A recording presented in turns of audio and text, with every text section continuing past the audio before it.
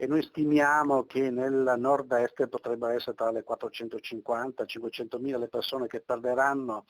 il posto di lavoro, e quindi una buona parte potrebbe essere assorbita dall'esercito dei lavoratori in nero, che quotidianamente si reca nei campi, nelle fabbriche, nei cantieri o presso le abitazioni degli italiani. Insomma, la crisi da Covid potrebbe far esplodere l'esercito di abusivi e lavoratori in nero anche a nord-est, una prospettiva che sta tra le altre nei numeri diramati di recente dall'Istat, se è vero che in tutta Italia rischiano di evaporare più di 3 milioni e mezzo di posti di lavoro. Quanto al Veneto si incrociano più dati, compresi quelli dell'Annus Horribilis per l'economia, il 2009, quando il PIL regionale crollò del 5% e il tasso di disoccupazione arrivò al 7%. Quest'anno le stime parlano di un meno 10% di PIL, con un 8% di disoccupazione già nella prima parte del 2021, preciso anche l'identikit dei profili maggiormente a rischio. Sono prevalentemente lavoratori italiani, giovani,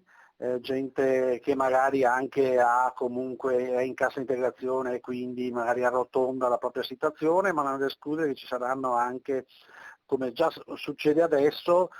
tanti lavoratori dipendenti che fanno il secondo e il terzo lavoro. La questione non è solo occupazionale, innescando pesantissimi circoli viziosi a livello economico. Ricordo che chi esercita abusivamente una professione non paga le tasse, non paga i contributi previdenziali e assicurativi, e quindi fa concorrenza sleale nei confronti di quelle aziende che invece sono in chiaro e sono costrette a pagare le tasse.